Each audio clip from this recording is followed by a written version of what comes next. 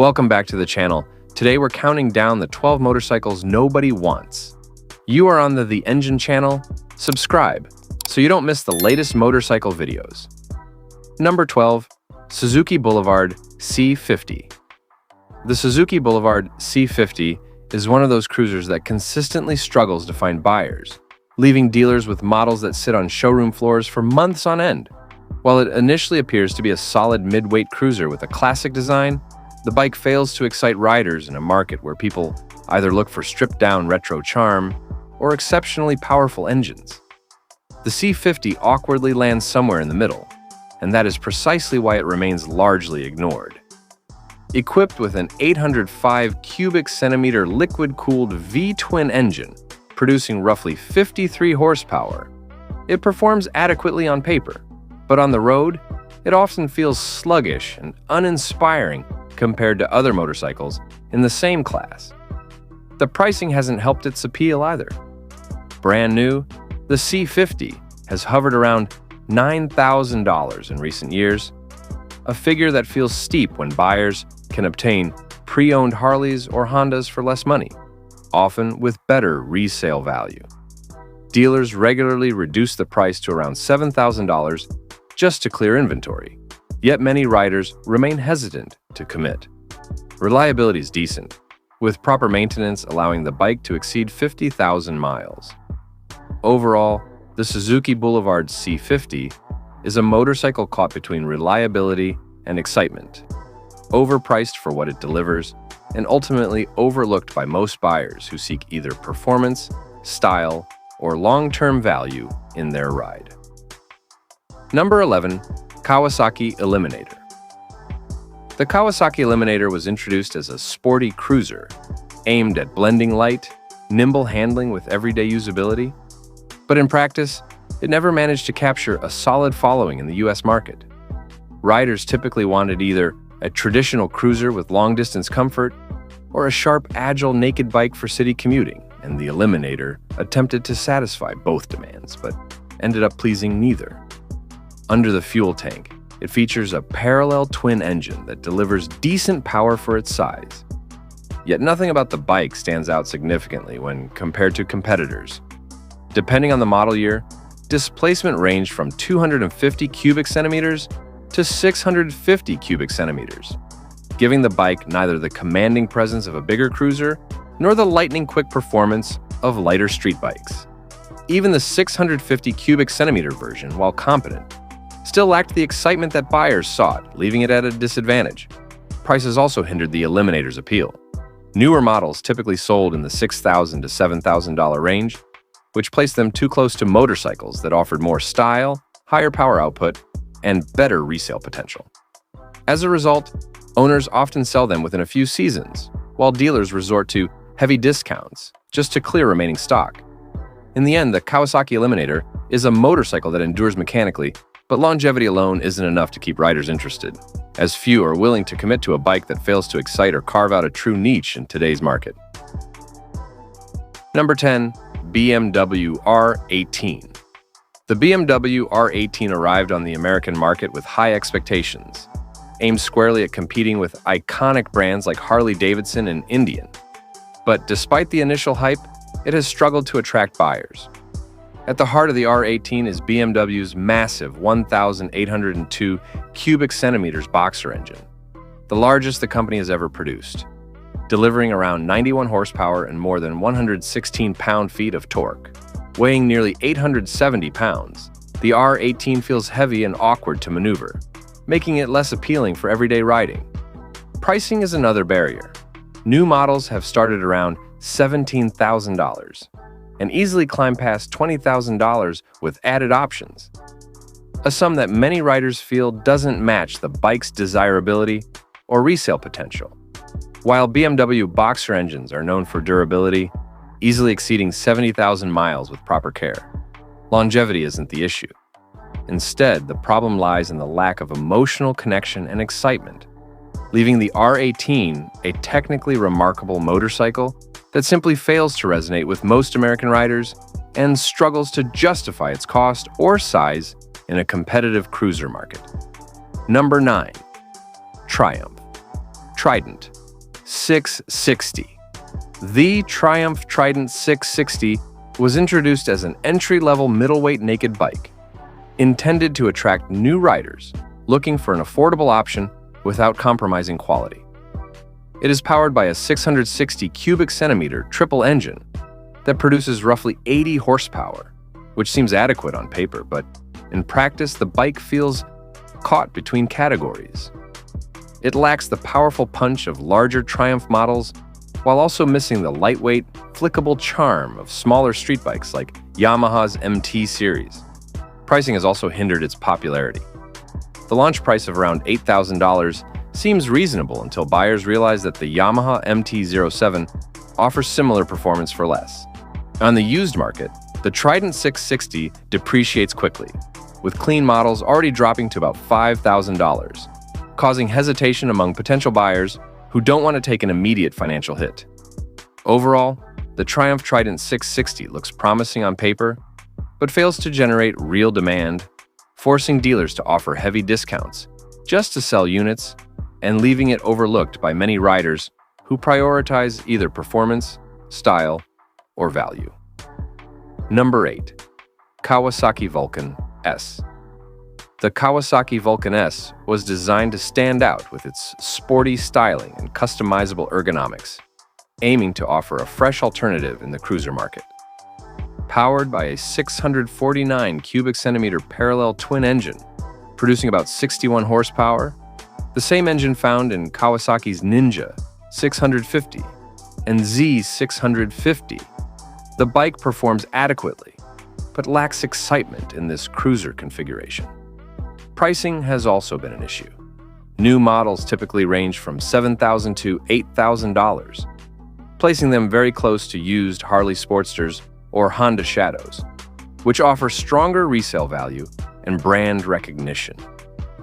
On the used market, Vulcan S models depreciate quickly, with clean examples sometimes listed around $4,000 or less. Overall, the Kawasaki Vulcan S exists in an awkward middle ground, caught between sport bike agility and cruiser expectations, which has left it largely unwanted and hard to move off dealer floors despite its engineering merits and customizable design. Number 7. Indian FTR. The Indian FTR was launched with significant hype, promoted as a flat-track-inspired street bike, with aggressive styling designed to capture attention and offer a unique riding experience. At its core, the FTR features a 1,133 cubic centimeter V-twin engine producing approximately 120 horsepower, a specification that seems strong on paper but feels mismatched in practice. The bike is relatively heavy, weighing nearly 520 pounds, and throttle response can be abrupt at lower speeds, making it less approachable for everyday riding. Pricing also plays a role in its lack of popularity. The base model starts near $13,000, with higher trims exceeding $15,000, positioning it against well-established naked bikes that offer greater prestige, stronger resale, and wider aftermarket support. Additionally, the FTR's relatively small fuel tank limits range to under 150 miles, a disadvantage for riders who want to take longer trips. Overall, the Indian FTR had considerable potential but missed the mark, leaving dealers struggling with unsold inventory and riders seeking more conventional or value-oriented options. Number 6. BMW K1600B. The BMW K1600B was introduced as a premium bagger aimed directly at the American touring market, offering advanced engineering, comfort, and a distinctive aesthetic. The bike is powered by a 1,600 cubic centimeter inline-six engine producing approximately 160 horsepower, delivering incredibly smooth power. But most American bagger buyers prioritize comfort, character, and brand familiarity over sheer horsepower. The K1600B's high price tag, starting around $22,000 and easily climbing toward $30,000 with optional features, puts it in a premium bracket where most buyers choose established models like Harley-Davidson Street Glide or Indian Chieftain both of which retain value better and offer a stronger brand appeal. Its styling, featuring stretched lines and a futuristic design, also diverges from traditional cruiser aesthetics, further limiting its audience. Overall, while the BMW K1600B is a technically impressive and comfortable machine, it lacks the emotional connection and established desirability needed to appeal to most American riders, leaving it as a challenging bike for dealers to sell and a motorcycle that doesn't resonate with its intended market. Number 5. Suzuki Boulevard M109R. The Suzuki Boulevard takes an M109R was once promoted as a powerful muscle cruiser, designed to deliver raw performance and bold styling that turned heads on the road. However, in today's US market, it has its 1,783 cubic centimeter V-twin engine produces around 125 horsepower, offering plenty of brute strength, but the power delivery is not entirely smooth, and combined with a curb weight exceeding 760 pounds, the bike can feel cumbersome rather than exhilarating. Price has also limited its appeal. New models typically retailed around $15,000, putting it in direct competition with Harley-Davidson motorcycles that have stronger brand recognition and higher resale value. On the used market, depreciation hits hard, with clean examples sometimes available for as low as $7,000, yet they still struggle to find buyers. Overall, the M109R is a bike that offers serious power but lacks refinement, brand appeal, and long-term desirability, leaving it unwanted by most riders and forcing dealers to heavily discount in order to move units. Number 4. Indian Chief. The Indian Chief was designed as a cruiser that could compete directly with top American brands, carrying a prestigious heritage nameplate and classic styling cues. It's 1,890 cubic centimeters. Thunderstroke 5 twin engine produces roughly 76 horsepower and 120 pound-feet of torque, which on paper seems respectable. Yet the bike's weight, exceeding 760 pounds, makes it cumbersome in everyday traffic and reduces maneuverability. Pricing has also been a barrier, with new models starting around $14,000 and higher trims exceeding $17,000, prompting many riders to choose Harley-Davidson alternatives that hold value better and offer a more established community. Overall, the Indian Chief has the history, the engine, and the specifications to make an impact. But in today's US market, it has become a motorcycle that few riders genuinely desire, leaving it largely unwanted and forcing dealerships to rely on discounts to move the remaining inventory. Number 3. Triumph Rocket 3. The Triumph Rocket 3 is a motorcycle built around extremes, featuring the largest production engine in the world for a road bike. Yet, despite its impressive specifications, it has struggled to sell in the US market without heavy discounts. Its 2,005 cubic centimeters 3-cylinder engine produces around 165 horsepower and an astonishing 163 pound-feet of torque, delivering jaw-dropping performance on paper. However, the bike's substantial weight, exceeding 760 pounds, makes it intimidating to handle both on the street and in everyday situations. Pricing further complicates matters, with new models starting near $23,000 and climbing well above $25,000 for certain trims, placing it in a niche segment where few riders are willing to commit. Styling is also polarizing. The oversized proportions, massive tires, and futuristic cruiser design fail to align neatly with either traditional American cruiser preferences or sport touring expectations. Overall, the Triumph Rocket 3 is a technical marvel that captures attention and turns heads, yet it fails to convert interest into sales, leaving it as a motorcycle that excels in engineering and design, but remains largely unwanted by the majority of riders who prioritize usability, value, and brand familiarity. Number 2. Indian Scout Bobber. The Indian Scout Bobber was launched as a stripped-down version of the Scout, aimed at attracting younger riders with a minimalist, aggressive design. The bike features a 1,133 cubic centimeter liquid-cooled V-twin engine producing roughly 100 horsepower, which seems sufficient on paper, but the engine doesn't perfectly match the cruiser's compact and low-slung design.